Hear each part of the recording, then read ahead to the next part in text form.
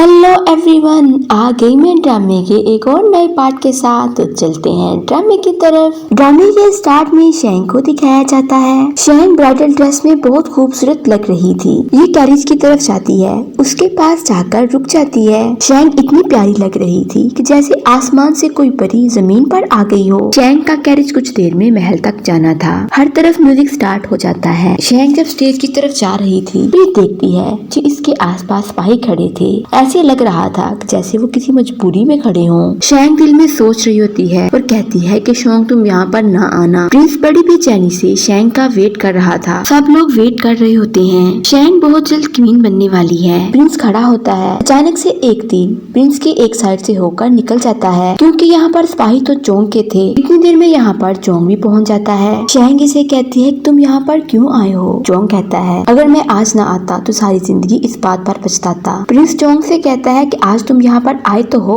पर जिंदा वापस नहीं जा पाओगे। चोंग प्रिंस से कहता है कि अगर ऐसी बात है तो तुम भी आज जिंदा नहीं बच पाओगे। प्रिंस ने तो पहले ही अपने सिपाही तैयार किए हुए थे। इसके सिपाही हर तरफ से इसे घेर लेते हैं। चोंग के सारे सिपाही मारे जाते हैं। यहाँ पर सिर्फ चोंग और शैंग ही रह जाते हैं। बाहर नोआ और जीत सिंह को भी लोगों ने घेर लिया था। नोआ और जीत सिंह बाहर प्रिंस के सिपाहियों से लड़ाई कर रहे होते हैं। चोंग अकेला रह जाता है, इसलिए वो शैंग को बचाने के लिए फिर अचानक से दो सिपाही शैंग को पकड़कर ऊपर की तरफ ले जा रहे होते हैं। ये शैंग को प्रिंस के पास ले जाते हैं, जिस पर शैंग कहती है छोड़ो मुझे, तुम लोग ये क्या कर रहे हो। और प्रिंस को सपोर्ट करने वाले सिपाही भी यहाँ पर आ जाते हैं। बाहर नोवा और जीत सिंह को भी हर तरफ से घेर लिया जाता है। तीर चल रहे होते हैं। नोवा अपनी छतरी निकालता है, इससे अपने आप को महफूज रखने की कोशिश करता है। नोवा जीत सिंह को लेकर जा रहा था कि वहीं इस पर हमला होता है, पर जीत सिंह इसके सामने आ जाती है। वही तीर जीत सिंह के लग जाता है। यहाँ पर जीत सिंह मारी जाती है, जिस पर नोवा स्टोन को बहुत गुस्सा आता है। ये जीत सिंह को बड़ी आवाज़ें देता है कि उठो, अभी तो हमारी लव स्टोरी स्टार्ट हुई है, तुम मुझे छोड़ के नहीं जा सकती। इधर चोंग की बॉडी में बहुत सारे तीर लग चुके थे। प्रिंस शैंग को कहता है कि अब तुम्हें चोंग को मरता हुआ देखना ही पड़ेगा। प्रिंस साथ में बातें किए जाता है और चोंग को तीर लगते जाते हैं। शैंग प्रिंस की बहुत मिन्नतें करती है कि प्लीज तुम इसे जाने दो। प्रिंस कहता है अरे पागल, इसे मैं ऐसे कैसे जाने दूं,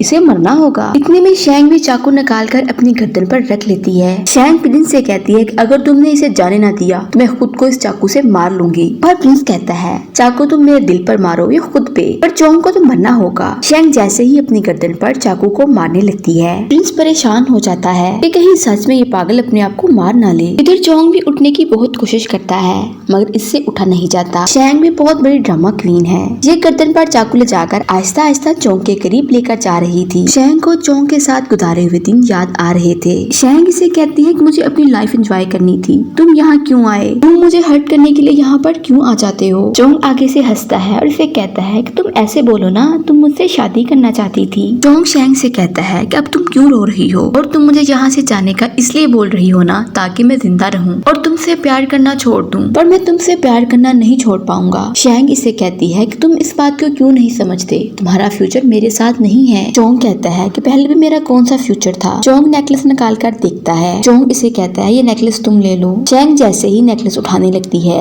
इसके हाथ से चाकू गिर जाता है। चोंग शैंग को लेकर यहाँ से भाग जाता है। शैंग दिल ही दिल में खुश थी कि वो चोंग के साथ जा रही है। इनको नहीं पता था ये लड़ाई के मैदान में है, मतलब यहाँ लड़ाई चल रही थी। ये तो अपनी ही दुनिया में बिजी थे। दोनों एक दूसरे के साथ गुजारे हुए दिनों को याद करते हैं कि प्रिंस तीर चला देता है। शैंग देख लेती है। चोंग को बचाने के लिए शैंग इसके सामने आ जाती है। ऐसे तीर शैंग को लग जाता है। चोंग शैंग को आवाज देता है। शैंग नीचे गिर जाती है और कहती है मैं तुम्हारी फैमिली की मौत की जिम्मेदार हूँ, इसलिए मैं अपना कर्ज उतार रही हूँ। शैंग चोंग से कहती है कि तुम हमेशा जिंदा रहोगे, मैं आज हमेशा के लिए जा रही हूँ, मैं अकेले नहीं जाना चाहती थी, हो सके तो मुझे माफ कर देना। इतने में यहाँ पर स्नोफॉल होने लगती है। शैंग कहती है ये मुझे बहुत पसंद है। इतने में इसकी डेथ हो जाती है। चोंग अब जोर जोर से रोता है उठ जाओ, मैं तुम्हारे बगैर नहीं रह सकता, और इसकी आंखों से आंसू खत्म नहीं होते। चोंग चैंग को उठाकर ले जा रहा था। इधर डीमन को देखते हैं जो जीहोई को देख रहा था और कहता है कि जीहोई का प्यार मर चुका है। डीमन को अजीब सी फीलिंग होती है। इसे यहाँ पर अपनी सिस्टर की याद आती है और कहते हैं कि वो पास आ गई है। दूसरा डीमन कहता है कि कैसे, वो जीहोई की बॉडी में थी। इसकी पार खत्म होने के साथ साथ इसकी याददाश्त भी चली गई थी। दिखाया जाता है कि मॉर्टल टाइम फिर से चलने लगता है। ये हेवन को देखते हैं। साथ में यहाँ पर थर्ड मास्टर भी था जो इनसे कहता है कि तुम मॉर्टल वर्ल्ड की दुनिया को भूल जाओ, ये हेवन की दुनिया है। ये शैंग से कहता है कि तुम क्यों रो रही हो।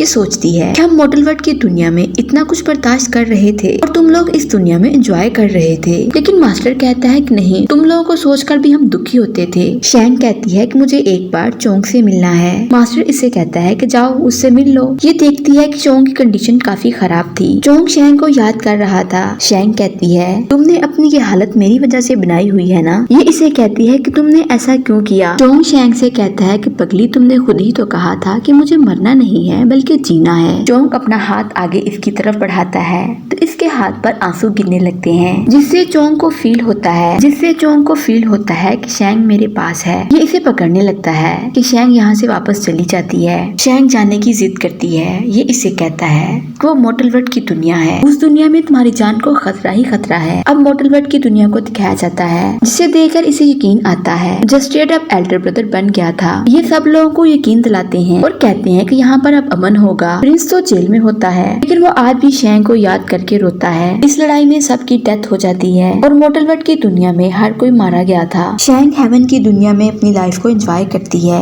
घूमती फिरती है। थर्ड मास्टर कहता है कि अब मैं ज्यादा एज का हो गया हूँ, इसलिए मैं घूम फिर नहीं सकता। हेवन के जो लड़के थे वो शैंग से बात करना चाहते थे, मगर इसका मूड नहीं था उनसे बात करना। एक लड़का कहता है कि पता चला है चोंग वापस आने वाला है। शैंग कहती है पर चोंग की तो डेथ हो गई है, जिस पर वो कहता है कि हाँ, उसने बहुत सी जंगें लड़ी थी, इसके बाद वो मारा गया। शैंग सोचती है ये कैसे हो सकता है, वो वापस आ रहा है। चोंग को आखिरकार मॉर्टल वर्ल्ड में आना ही था। ये अपने दिल में कहती है कि मैं उसे कैसे फेस करूंगी। शैंग के साथ वही लड़की थी जो चोंग से प्यार करती थी। फाइनली चोंग आ जाता है। इसको फेरी के लिए सिलेक्ट किया गया था। चोंग और शैंग खड़े होते हैं। चोंग शैंग को देख रहा था, मगर शैंग डरी हुई थी कि चोंग इसे क्या बोलेगा। चोंग आहिस्ता आहिस्ता इसके पास आने लगता है। वो इसके पास से गुजर जाता है। शैंग की तरफ मुड़कर भी नहीं देखता और खुद से ही कहती है कि हमें मॉर्टल वर्ल्ड के रूल को भी तो फॉलो करना है ना, वो भी जरूरी है हमारे लिए। और यूं ड्रामे का एंड हो जाता है। मैं ड्रामे के हर पार्ट का BTS भी अपलोड किया करूंगी। BTS mean behind the scene. वैसे रिकॉर्डिंग करते हुए मुझसे मिस्टेक्स होती हैं और मेरे इर्द गिर्द जो शोर होता है चीप है और मैं कितनी बार रीटेक्स लेकर वीडियो रिकॉर्ड करती हूँ। सो अगर मेरी वीडियो अच्छी लगे, वीडियो को लाइक, शेयर और चैनल को सब्सक्राइब जरूर कर दें और बेल आइकॉन को भी जरूर प्रेस करें ताकि मेरी हर आने वाली वीडियो आप तक पहुँच सके। तब तक के लिए गुड बाय।